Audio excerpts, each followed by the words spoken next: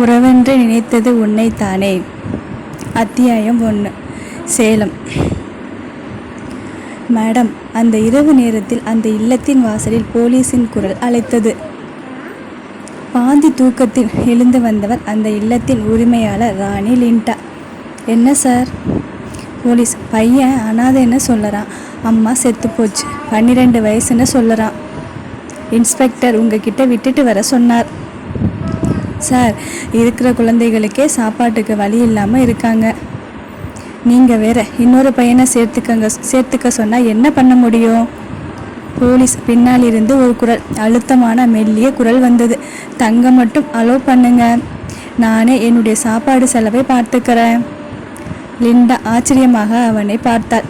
குழந்தை பெரிய இடத்தில் வளர்ந்தவன் போல இருந்தான். அவனுடைய பார்வையும் அவனுடைய குரலில் இருந்த தன்னம்பிக்கையும் அவளை அவனிடம் ஈர்த்தது. எப்படி செலவை பார்த்துக்குவீங்க? உங்களால் சம்பாதிக்க முடியுமா? நேர்மையா? அவன் முன்னால் வந்து நின்று, முடியும் மேடம். லிண்டா இந்த வயது குழந்தையிடம் பார்த்திராத தன்னம்பிக்கை. உன்னோட பேர் என்ன? சாகர் சுசன். நான் 7ஆம் வகுப்பு படிக்கிறேன். அக்கம் பக்கத்தில் தோட்ட வேலை, வீட்டு வேலை கூட செய்வேன். சின்ன குழந்தைகளுக்கு பாடம் கூட சொல்லி தருவேன். இன்ஸ்பெக்டர் அங்கிள் கூட எனக்கு வேலை கிடைக்க உதவுறேன்னு சொன்னார். லிண்டா கைகளை குறுக்கே கட்டி கொண்டாள். 16 வயதுக்கு கீழே இருக்கும் குழந்தைகள் வேலை செய்தால் அது சட்டப்படி குற்றம். சாகர், அப்போ எங்களைப் போல குழந்தைகள் சாப்பாட்டுக்கு தங்குவதற்கு இடம் இல்லாமல் பிச்சை எடுத்தால் சட்டப்படி குற்றம் இல்லை. லிண்டா கொஞ்சம் அவனுடைய பேச்சில் நெகிழ்ந்து போனாள். கொஞ்சம் தப்புன்னு சொல்லலாம். ஆனால் நம்ம சமூகம் அந்த மாதிரி பிச்சை எடுப்பவர்களை ஏற்றுக்கொள்ளுதே. சாக, நான் அனாதை. கொஞ்சம் கண்ணியத்துடன் கௌரவமாக வாழ நினைக்கிறேன். எனக்கு அதுக்கு வாய்ப்பு கிடைக்குமா? லிண்டா அவன் முன் மண்டியிட்டார். அவன் நெற்றியில் முத்தமிட்டு, கிடைக்கும். நீ உன்னுடைய பேச்சாற்றலால் எல்லோரையும் உன்னிடம் கவர முடியும் என்று பின்னால் இருந்த கட்டிடத்தை காட்டி, அங்கே போய் படுத்துக்கோ. ஆனால் காலையில் உன்னுடைய சாப்பாட்டுக்கு நீ தான் பணம் கொடுக்கணும். சாகர் தன்னுடைய கையில் இருந்த 50 ரூபாய் பணத்தை லிண்டா கையில் திணித்துவிட்டு கையில் இருந்த பையை தூக்கி கொண்டு லிண்டா சொன்ன இடத்தை நோக்கி ஓடினான். லிண்டா அவனை பார்த்து சிரித்தாள். போலீஸ். இன்ஸ்பெக்டர் பையனை ஸ்கூலில் சேர்த்த ஏற்பாடு செய்கிறேன்னு சொன்னார். அதுவரை இதை செலவுக்கு வைத்துக்கொள்ள சொன்னார் என்று பணத்தை நீட்டினான். லிண்டா, உங்க இன்ஸ்பெக்டருக்கு பையனை ரொம்ப பிடிச்சிருக்கு போல இருக்கு. போலீஸ். எல்லோருக்கும் பிடிச்சிருக்கு. அதனால தான் இன்னைக்கு ஸ்டேஷன் வசூலை உங்ககிட்ட கொடுத்துட்டு வர சொன்னார். பையனுக்கு தெரிய வேண்டாம், ரொம்ப கூச்சக்காரன். நாங்கள் உதவியது தெரிந்தால் சங்கடப்படுவான். லிண்டா, இப்படி வசூலை கொடுப்பதற்கு பதிலாக அரிசி பருப்புன்னு கொடுத்தா நல்லா இருக்கும். போலீஸ். நீங்கள் சொன்னதை இன்ஸ்பெக்டர் கிட்ட சொல்லறு என்று கிளம்பினான். லிண்டா கையில் இருந்த பணத்தை பார்த்து சாகர் சென்ற கட்டிடத்துக்கு சென்றாள். அவன் மற்ற குழந்தைகளை விட்டு தனியாக ஓரமாக சுருண்டு படுத்திருந்தான். அவனுடைய பையை மட்டும் இறுக்கி பிடித்திருந்தான். மறுநாள் காலை, சாகர், உன்னை ராணி அம்மா கூப்பிட்டாங்க. லிண்டா அவன் வந்ததும் அவனை கண்ணால் அளந்தாள். பளிச்சென்ற கண்கள், படிய வைத்த கேசம், அழகிய முகம், ரொம்ப மென்மையான உடல் அமைப்பு, ரொம்ப பாசத்துடன் வளர்க்கப்பட்ட குழந்தை. சரி, நான் உனக்கு படுக்க போர்வை மட்டும் தரலான்னு இருக்கேன். உன்னோட கையில் காசு இருந்தா எடுத்துக்கொடு. சாகர் பையை தன்னுடன் அணைத்து கொண்டான். நான் சம்பாதிச்சு கொடுத்துட்டு உங்ககிட்ட போர்வை வாங்கிக்கிட்டுமா? லிண்டா, உன்னோட பையில் பணம் இல்லையா? சாகர், அம்மா போட்டோ என்று பேச முடியாமல் திணறினான். லிண்டா, சரி, நான் பார்க்கலாமா? சாகர் மெல்ல எடுத்தான். அதில் அழகிய பெண் சாகரை மடியில் வைத்து கொண்டு சிரித்து கொண்டிருந்தாள். அந்த பெண்ணின் சிரிப்பில் ஒரு பூரணத்துவம் இருந்தது. குழந்தையை அணைத்திருந்த அவள் கண்களில் உலகில் என்னுடைய மகனைப் போல அழகிய பிள்ளை இல்லை என்றது போல கர்வம் இருந்தது. அதற்கு ஏற்றது போல இருந்தான் சாகர். அந்த பெண் நல்ல வசதியான பெண்ணாக தோன்றியதால் லிண்டா ஆர்வத்தில் கேட்டுவிட்டாள். உங்க அப்பா? சாகரிடமிருந்து உடனடி பதில் வந்தது. எனக்கு அப்பா இல்லை. லிண்டா, அப்படின்னா இறந்துட்டாரா? சாகர் தெரியாது என்று வெடுக்கென்று போட்டோவை அவனிடம் இருந்து பிடுங்கினான். லிண்டா, சரி, உன்னோட முக்கியமான பொருட்களை வைத்துக்கொள்ள உனக்கு ஒரு டிராவர் கொடுக்குற, வச்சுட்டு பூட்டி வச்சுக்கோ என்றாள். அவனுடைய கையில் ஒரு சாவியை கொடுத்து, உன்னுடைய பெயர் எழுதி இருக்கும் இடத்தில் வச்சு பூட்டிக்கோ. சாகர் திரும்பி பார்த்துவிட்டு மறுபடியும் லிண்டா அருகில் வந்தான். எனக்கு தமிழ் படிக்க தெரியாது. லிண்டா சிரித்து ஒரு காகிதத்தில் அவனுடைய பெயரை எழுதி கொடுத்து, உன்னுடைய பெயரை இப்படிதான் தமிழில் எழுத வேண்டும் என்றாள். அதை வாங்கி கொண்டு அந்த எழுத்துக்களைப் போல எழுதியிருக்கும் லாக்கரில் தன்னுடைய பொருட்களை வைத்து கொண்டு பூட்டி சாவியை தன்னுடைய சட்டை பையில் போட்டுக்கொண்டு லிண்டா அவனுடைய பெயர் எழுதி கொடுத்த காகிதத்தை மடித்து தன்னுடைய சட்டை பையில் வைத்து கொண்டு லிண்டா முன் நின்றான். லிண்டா, வேறு என்ன? சாகர், எனக்கு தமிழ் சொல்லி தருவீர்களா? லிண்டா, ஃபீஸ் எவ்வளவு கொடுப்ப? சாகர், தமிழ் கற்றுக்க எவ்வளவு செலவாகும்னு எனக்கு தெரியலையே. லிண்டா மறுபடியும் அவனை பார்த்து ஆச்சரியப்பட்டு, வெளியே சூர்யா பிரபான்னு 2 பேர் இருப்பாங்க, கூட்டிட்டு வா. சாகர் வெளியே ஓடினான். லிண்டா அவனுடைய லாக்கருக்கு இருக்கும் இன்னொரு சாவியை தன்னிடம் பார்த்தாள். சூர்யா 7 வயது குழந்தை. பிறந்தது பெண் குழந்தைகளாக இருக்க சூர்யாவை அவளுடைய அம்மா நெல்மணி கொடுத்து கொல்ல பார்க்க அவளை ஊரில் இருந்த ஒருவர் மீட்டு தொட்டில் குழந்தை திட்டத்தில் இல்லத்தில் சேர்த்தார். சூர்யாவின் அப்பாவும் இறந்துவிட அவளுடைய அம்மா கூலி வேலை செய்து கொண்டு தன்னுடைய தம்பியுடன் வாழ்கிறாள். பிரபா 9 வயது குழந்தை, சுட்டி. அவளும் தொட்டில் குழந்தையாக அந்த இல்லத்தில் சேர்ந்துவிட அவளுடைய பெற்றவர்கள் விவரங்கள் தெரியவில்லை. இருவரும் கையை பிடித்து கொண்டு சாருடன் லிண்டா முன் நிற்க பிரபா ராணிமா என்று அழைத்தாள். லிண்டா நிமிர்ந்து பார்த்து சிரித்து சாகரை காண்பித்து, இது சாகர், நீங்கள் 2 பேரும் சேர்ந்து இவருக்கு தமிழ் சொல்லி தரணும், சரியா? சூர்யா பெரிய பெரிய கண்களில் பெருமையை காட்டி வேகமாக சரி என்று தலையாட்டினாள். அவளுக்கு தன்னை உயர்வாக நினைத்து தன்னிடம் ஒரு வேலையை ஒப்படைத்து இருக்கிறார்கள் என்ற சந்தோஷம். பிரபா, ராணிமா, இந்த அண்ணா எங்களை விட பெரியவர் போல இருக்காங்க, எதுக்கு இன்னும் தமிழ் கற்றுக்கொள்ளவில்லை? லிண்டா சாகரை பார்த்து பிரபாவிடம், நீயே கேளு என்று சொல்ல சாகர் அவர்கள் கேட்பதற்கு முன், நான் பிறந்து வளர்ந்தது ஆந்திராவில். எனக்கு தெலுங்கு தெரியும், ஆனால் தமிழ் தெரியாது. ஆனால் பேசுவேன். எங்கள் அம்மா தமிழ் தான் பேசுவாங்க. பிரபா, சரிண்ணா, வாங்க சொல்லி தருகிறேன். சாகர் தயங்கினான். லிண்டாவை பார்த்து, ஃபீஸ் எவ்வளவுன்னு சொல்லலையே. லிண்டா, அவங்க கேட்பதை கொடு. பிரபா, நான் யோசித்து கேட்குறேன். இல்லை மேடம், முன்னாடி சொல்லிட்டா பரவாயில்லை, அப்புறம் என்னால் தர முடியலைன்னா சங்கடமாக இருக்கும். சூர்யா சந்தோஷத்துடன் கண்கள் மின்ன, அக்கா, டோரா டோரா. பிரபா, சரி, எங்களை பக்கத்தில் இருக்கும் பார்க்கில் டோரா டோரா ராட்டினம் சுத்த வைக்கணும். லிண்டா, சரியா 1 மாதம் டைம், அதுக்குள்ளே சாகர் கொஞ்சம் கொஞ்சமாக கற்றுக்கொண்டால் நீங்கள் கேட்ட மாதிரி ராட்டினம். இல்லைனா உங்களுக்கு 2 நாளைக்கு சாப்பாடு கிடையாது. சாகரை வெளியே அனுப்பிட வேண்டியது தான். குழந்தைகள் 3 பதறினர். லிண்டா மனதுக்குள் சிரித்து, நீங்கள் போகலாம். குழந்தைகள் வெளியே வந்து, போச்சு, இந்த அண்ணன் மக்கு அண்ணனாக இருந்தால் என்ன பண்ண? நமக்கு 2 நாள் சாப்பாடு கிடைக்காது. சூர்யா, எல்லாம் முன்னால் வந்தது, ராட்டனம் சுத்தணுமா? சூர்யா, ஆசையாக இருந்தது, ஆனால் இப்போ பயமாக இருக்கே. பிரபா நிற்காமல் ஓடி போய் ஸ்லேட் பல்பை எல்லாம் எடுத்துட்டு வா, இப்போவே சொல்லி கொடுக்க ஆரம்பிக்கணும். சூர்யா ஓடினாள். பிரபா சாகர் தலையில் குட்டி குட்டி கொஞ்சம் கொஞ்சமாக தமிழ் படிக்க வைத்தாள். இன்ஸ்பெக்டர் மூலமாக அரசு பள்ளியில் சேர்ந்தான் சாகர். ஆதியில் படிப்பை விட்டு வந்ததால் மறுபடியும் 7ஆம் வகுப்பிலேயே சேர்ந்தான். மூவரும் ஒன்றாக பள்ளிக்கு கிளம்ப சாகர் இருவரையும் ஆரம்ப பாடசாலையில் விட்டுவிட்டு தான் கிளம்பி அரசு உயர்நிலைப் பள்ளிக்கு செல்வான். பள்ளி விட்டு திரும்பும் பொழுது இருவரையும் அழைத்து கொண்டு இல்லத்தில் விட்டுவிட்டு சைக்கிள் எடுத்துக்கொண்டு வெளியே கிளம்பி விடுவான். ராணி லிண்டா சிறிது நாட்கள் அவனை பற்றி கவலைப்பட்டாலும் போலீசிடம் சொல்லி தவறு எதுவும் செய்து விடுவானோ என்று கவனிக்க சொன்னாலும் இப்போது அவனை பற்றி தைரியமாக இருந்தார். தினமும் அவனுடைய சாப்பாட்டுக்கும் பிரபா மற்றும் சூர்யாவின் சாப்பாட்டுக்கும் பணம் கொடுத்து விடுவான். காலையில் பேப்பர் போடுவது, பால் போடுவது முதல் அவனுடைய வேலை ஆரம்பித்து இன்ஸ்பெக்டர் மனதில் இடம் பிடித்து கம்ப்யூட்டர் சென்டரில் பகுதி நேரம் வேலை செய்து அவனுடைய வருமானத்தை பார்த்து கொண்டான். அடிக்கடி லைப்ரரி சென்று வருவான். ஏனோ பசிக்கு சாப்பிட அலைவது போல அறிவை திரட்டி கொள்ள அலைந்தான். மனதில் ஒரு குறிக்கோளை வைத்து கொண்டு வேகமாக அதை நோக்கி சென்று கொண்டிருந்தான். வெகு அமைதியாக காலம் கடந்தது. லிண்டா சாகருக்கு தெரியாமல் அவனுடைய லாக்கர் திறந்து அவனை பற்றிய விவரம் தெரிந்து கொள்ள நினைக்க அவனுடைய அந்த பையில் அம்மா படத்தை தவிர சில டாக்குமெண்ட்ஸ் இருக்கு. அதில் இருந்து அவனுடைய வீட்டு விலாசத்தை வைத்து அவனை பற்றி தேட சொல்லியதில் விவரம் எதுவும் கிடைக்கவில்லை. சில வருடங்கள் கடக்க சாகர் தன்னுடைய 12ஆம் வகுப்பில் இருக்க பிரபா 10ஆவதும் சூர்யா 8ஆவதும் படித்தனர். சாகர் அம்மா கண்காட்சி போட்டு இருக்காங்க. அங்கிருக்கும் கடைக்கு ராத்திரி வேலைக்கு போகிறேன், திரும்ப லேட் ஆகும் என்ன. சாகர், நில்லுங்க, நீங்கள் இப்போ 12ஆவது படிக்கிறீங்க, படிப்பை பாருங்கள், இந்த வருடம் உங்கள் செலவை நான் பார்த்துக்கிறேன். சாகர் மட்டும் அம்மா என்று லிண்டாவை அழைப்பான். அம்மா, இது எனக்கு பழக்கமாகிடுச்சு, நானே பார்த்துக்கிறேன்.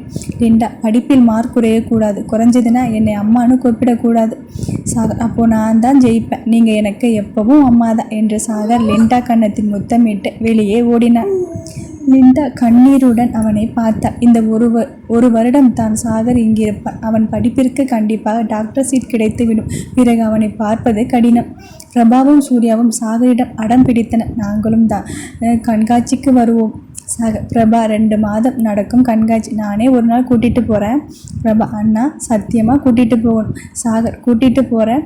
சூர்யா, நான் அதுவரை பேச மாட்டேன் என்று ஓடிவிட்டார். சாகர், பிரபா, நீ தான் அவளை சமாதானம் செய்யணும். பிரபா, நான் பார்த்துக்கிறேன், நீங்கள் போங்க. பெண் குழந்தைகள் கொஞ்சம் பெரியவர்கள் ஆனதும் தனி கட்டிடத்தில் தங்கினர். இல்லத்தில் பெண் குழந்தைகள் தான் அதிகம், ஆண் பிள்ளைகள் குறைவுதான். அவர்களும் சாகரை விட சிறியவர்கள். அதனால் அவர்களுடன் சாகர் நெருக்கமாக பழகவில்லை. சாகர் கண்காட்சிக்கு வேலைக்கு சென்றுவிட சூர்யா அவனுக்காக காத்திருப்பாள். அவளுடைய அறையில் இருந்து இரவு வெளியே வர அனுமதி இல்லை என்றாலும் ஜன்னல் வழியாக வெளிக்கேட்டை பார்த்து கொண்டே நிற்பாள். அவன் வர 11 மணியானாலும் அதுவரை நின்று கொண்டிருந்து விட்டு அவன் தலையை பார்த்ததும் தான் படுக்க போவாள். பிரபா, என்ன லவ்வா? சூர்யா, சி, என்ன அசிங்கமாக பேசுகிற? பிரபா, அப்புறம் எதுக்கு அண்ணனுக்கு கால் கடுக்க நின்றுட்டு இருக்க? சூர்யா, தெரியாது.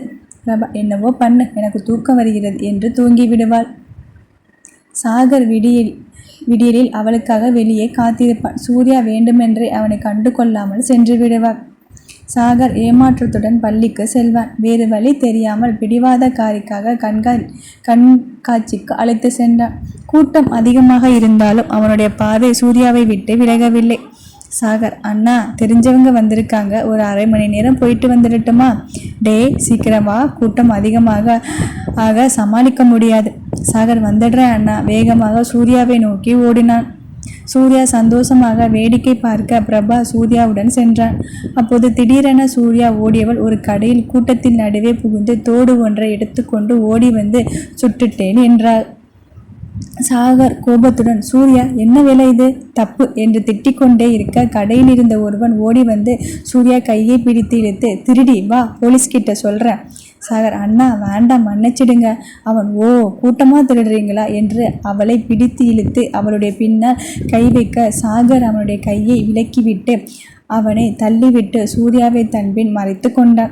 அவனோ கீழே விழுந்த வேகத்தில் தன்னுடைய ஆட்களை அழைத்து சாகரை பிடித்து அடிக்க சூர்யா செய்வது அறியாமல் திடுக்கிட்டு கையில் வைத்திருந்த தோட்டை கீழே போட்டுவிட்டு நின்றார். சாகர் பிரபாவை பார்த்து போக சொல்லி சைகை செய்ய பிரபா சூர்யா கையை பிடித்து இழுத்து கொண்டு ஓடினார். இன்ஸ்பெக்டர் அருள் கூட்டத்தை விலக்கிவிட்டு சாகரை தூக்கி அணைத்து, என்னங்கடா பிரச்சனை, இப்படி போட்டு அடிச்சிருக்கீங்க? சார், கடையில் இருந்து திருடிட்டா சார். இன்ஸ்பெக்டர், நீ என்ன சொன்னாலும் நம்புவேன், ஆனால் அவன் திருடிட்டான்னு சொன்னால் நம்ப மாட்டேன். சார், இங்கே வாங்க என்று கான்ஸ்டபிளை அழைத்து, பாருங்க, தேவைப்பட்ட ஹாஸ்பிட்டல் கூட்டிகிட்டு போங்க.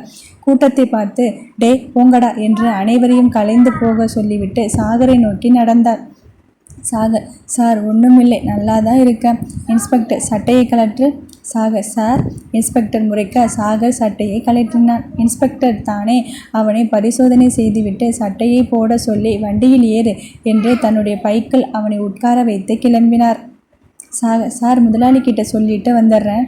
இன்ஸ்பெக்டர், ஏறி உட்கார, நானே கூட்டிகிட்டு போகிறேன் என்று அழைத்து செல்ல, யோ பையன் நாளைக்கு வருவான் என்று சொன்னார். முதலாளி சாகரை பார்க்க சாகர் இறங்கி சென்று முதலாளியிடம், மன்னிச்சுக்கோங்க, நாளைக்கு கண்டிப்பாக வந்துடுறேன் ப்ளீஸ் என்று சொல்லிவிட்டு கடையில் முன்னாடி தொங்கும் தோடுகளில் 2 எடுத்துக்கொண்டு முதலாளி கையில் பணத்தை கொடுத்துவிட்டு இன்ஸ்பெக்டர் பைக்கில் உட்கார்ந்து சென்றான். அங்கு இல்லத்தில் சூர்யா, ராணிமா, நான் தப்பு பண்ணிட்டேன் என்று அவள் மேல் சாய்ந்து அழுதாள். லிண்டா பிரபாவை பார்க்க அங்கு நடந்ததை விளக்கினாள் பிரபா. லிண்டா கோபத்துடன், சூர்யா என்ன வேலை செய்திருக்க, முட்டி போடு. பிரபா, இன்னைக்கு ராத்திரி சாப்பாடு சூர்யாவுக்கு கொடுக்கக்கூடாது. சூர்யா முழங்காலிட்டு தலை கவிழ்ந்தாள்.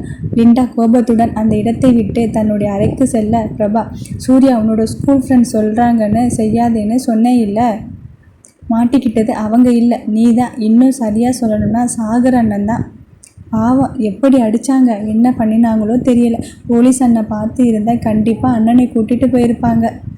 சூர்யா உடைந்து அழுதா. நான் தப்பு பண்ணிட்டேன் அக்கா. கூட படிக்கிற ஃப்ரெண்ட்ஸ் எல்லாம் இது ரொம்ப த்ரில்லிங்காக இருக்கும்னு சொன்னாங்க. ஆனால் அது இப்படி ஆகும்னு நினைக்கல. பிரபா, யோசிச்சு பாரு, சாகர் அண்ணன் மட்டும் இல்லைன்னா உன்னை எங்கவெல்லாம் தொட்டு இருப்பானுங்க. சூரியன் நடுங்கினாள். தலை கவிழ்ந்து விசிமினாள். இன்ஸ்பெக்டர் பைக் வந்து நிற்க சாகர் சூர்யாவின் நிலை கண்டு வருந்தினான். அம்மாவை சமாதானம் செய்வது மிக கடினம். சூர்யா தண்டனையை அனுபவிக்க வேண்டியதுதான். அருள், டே, நீ வேலைக்கு போக வேண்டாம். இந்த வருஷம் நல்லா படி, போதும்.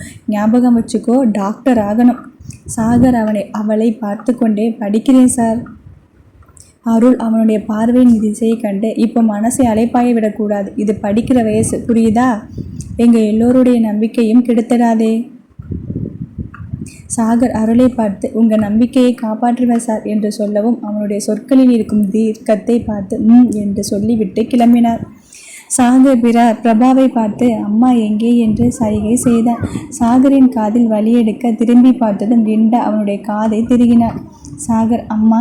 லிண்டா, நீ அவங்கள கூட்டிட்டு போகும்போது என்ன சொன்னேன்? சாகர், அம்மா. லிண்டா, இப்போ இல்லத்தின் மானத்தை வாங்கிட்டு வந்து நிற்கிறீங்க, சந்தோஷமா? சொல்லி சொல்லி தானே வளர்த்துக்கிட்டு இருக்கேன். நீங்கள் கொஞ்சமாவது என்னை பற்றி நினச்சி பார்த்தீங்களா? சாகர், மன்னிச்சிடுங்க அம்மா. Linda, no. சாகர், அம்மா, அப்போது நானும் தானே தப்பு செய்துட்டேன் என்று சூர்யாவின் அருகில் முழங்காலிட்டு நின்றான். லிண்டா, என்னவோ பண்ணுங்க, 2 மணி நேரம் இப்படியே இருக்கணும். ராத்திரி சாப்பாடு இல்லை என்று சொல்லிவிட்டு அங்கு வேடிக்கை பார்த்த குழந்தைகளை பார்த்து, எல்லா ரூமுக்கு போங்க, இல்லைனா உங்களுக்கும் தண்டனை உண்டு என்றதும் குழந்தைகள் கலைந்து சென்றனர். சூர்யா அழுது கொண்டே இருந்தவள் அருகில் இருக்கும் சாகரிடம், ரொம்ப அடிச்சிட்டாங்களா? சாகர், ஆனால் வலிக்கலை. சூர்யா, மன்னிச்சிடுங்க சாகர், இனிமேல் இந்த மாதிரி பண்ணக்கூடாது. சூர்யா, பண்ண மாட்டேன். Sagar, good girl. Surya, I love you. Sagar, என்ன? சூர்யா நிமிர்ந்து கலங்கிய கண்களுடன் அவனை பார்த்து, இந்த சூர்யா இந்த கடலின் உள்ளே தான் கலந்து உறவாடுவாள். சாகர், அது என்ன? இதை பற்றி யோசிக்கும் வயசு இல்லை. சூர்யா, இன்னும் 5 வருஷம் இல்லை, 10 வருஷம் கழித்து அந்த வயசு வரும் இல்லை, அப்போவும் என்னுடைய சாகர் தான் என்னுடைய மனதில் இருப்பான். நீங்கள் நல்லா படித்து டாக்டர் ஆகி அப்புறம் கல்யாணம் பண்ணிக்கும் நாள் வரும் வரை காத்திருப்பேன். சாகர், நான் இல்லை, வேண்டாம். உன்னை தங்கச்சியாக தான் நினச்சிட்டு இருக்க. நீ நல்லா படி என்று எழுந்து நகர்ந்தான்.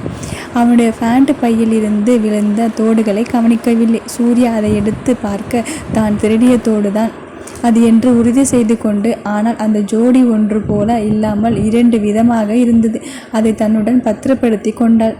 சூர்யா தன்னுடைய தண்டனை நேரம் கடந்ததும் கிளம்பி தன்னுடைய அறைக்கு சென்றாள். பிரபா, கால் வலிக்குதா? சூர்யா பிரபாவை கட்டி கொண்டாள். அவளுடைய மார்பில் விசும்பினாள். பிரபா, அழாதே. சூர்யா, நான் சாகரை லவ் பண்ணுறேன். பிரபா, சரி, அண்ணனிடம் பேசலாம். சூர்யா, சொல்லிட்டேன். பிரபா, என்ன சொன்னாங்க? சூர்யா, தங்கச்சியாக நினைப்பதா சொல்லிட்டாங்க. பிரபா, சூர்யா, அவங்க டாக்டர் ஆகிடுவாங்க. அவருக்கு ஏற்ற மாதிரி நீயும் நல்லா படித்து அவருக்கு சரியாக உயர்ந்தால் உன்னை அவருக்கு ரொம்ப பிடிக்கும். சூர்யா, நானும் இனிமேல் கவனமாக படிப்பேன். ஆனால் சூர்யா சாகரை பார்ப்பதை தவிர்த்தாள். பிரபா சொல்லியது போல ஆர்வமாகவும் கவனமாகவும் படிக்க ஆரம்பித்தாள். சாகர் தினமும் அவர்களுக்காக கேட்டில் காத்திருப்பான். அவன் இருக்கும் வழியை தவிர்த்து வேறு பக்கமாக சூர்யா சென்று விடுவாள். பிரபாவும் சாகரும் மட்டும் ஒன்றாக செல்வார்கள். சாகர் தன்னுடைய டாக்டர் கனவை நோக்கி வேகமாக முன்னேறினான். பரீட்சையில் முதல் மாணவனாக தேறி அந்த இல்லத்துக்கு நல்ல பெயர் வாங்கி கொடுத்தான். நுழைவுத் தேர்விலும் நல்ல மதிப்பெண்ணுடன் அரசு மருத்துவக் கல்லூரியில் படிக்க அழைக்கப்பட்டது.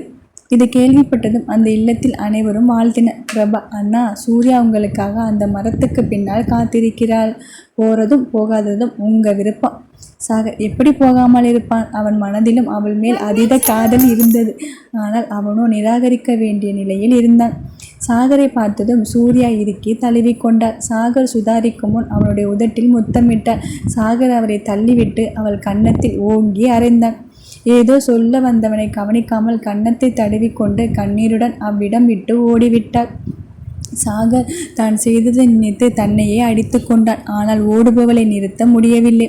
சூர்யா சூர்யா! சாகர் சில நிமிடங்கள் அங்கே நின்று விட்டு நகர்ந்தான். இன்ஸ்பெக்டர் அவனை வாழ்த்தினார். அருள், டே, ஹாஸ்டல் ஃபீஸ் பற்றி கவலைப்படாத, நான் பார்த்துக்கிறேன். சாகர், வேண்டாம் சார், நான் வச்சிருக்கேன். இன்ஸ்பெக்டர் அவனை கூர்ந்து பார்த்தார். நிறைய செலவாகும், கூச்சப்பட்டுக்கிட்டு நல்ல வைப்பை தவற விட்டு படிக்காமல் விட்டுடாத. சாகர், இல்லை சார், நீங்கள் எனக்கு நிறைய உதவி செய்திருக்கீங்க. அனாதையா நின்ற ராத்திரி நீங்கள் உதவலைன்னா நான் எங்கேயாவது தெருவில் பிச்சைக்காரர்களுடன் ஒருவனாக இருந்திருப்பேன். என்னுடைய வாழ்நாளில் உங்களுக்கு ரொம்ப கடமைப்பட்டிருக்கேன். நிச்சயமாக உங்களுக்கு பாரமாக இருக்க மாட்டேன். ஷேர் மார்க்கெட், பிட்காயின், இதில் கொஞ்சம் பணம் போட்டு வச்சிருக்கேன். இன்னைக்கு அது பெரிய அளவில் வளர்ந்திருக்கு. கண்டிப்பாக என்னுடைய படிப்பு செலவுக்கு அது போதும். உங்களை அடிக்கடி வந்து பார்க்க மட்டும் எனக்கு அனுமதி கொடுத்தீங்கன்னா எனக்கு அது போதும். இன்ஸ்பெக்டர் மட்டுமல்ல, அவன் பேசுவதை கேட்டுக்கொண்டிருந்த அனைவரும் அதிசயித்து வாயடைத்து நின்றனர். அருள், ஏண்டா அவ்வளவு பணம் வருமாடா? சாகர், சரியான சந்தையில் முதலீடு செய்தால் கண்டிப்பாக நிறைய லாபம் கிடைக்கும். ஆனால் காத்திருக்கணும். அம்மா உயிரோடு இருந்த பொழுது எனக்கு சில விஷயங்கள் சொல்லி கொடுத்தாங்க. அதுபடி நான் சம்பாதித்து சேர்த்து வைத்ததில் சிறுக சிறுக முதலீடு செய்து இப்போ என்னுடைய படிப்பு செலவுக்கு போதுமானதாக இருக்கு. அருள், சபாஸ்! இந்த வயசில் உனக்கு எப்படி இவ்வளவு பொறுப்பா நிறைய விஷயம் தெரிஞ்சு வச்சிருக்கேன்னு ஆச்சரியமா இருக்கு. நிஜமாவே உனக்காக நாங்கள் ரொம்ப பெருமைப்படுகிறோம். நீ சொன்னது போல உன்னை இல்லத்தில் சேர்த்து விட்டது மட்டும் தான் நான். ஆனால் நான் உன்னை இல்லத்தில் சேர்த்து விடலைனாலும் நீ பெரிய ஆளாக வளர்ந்திருப்ப.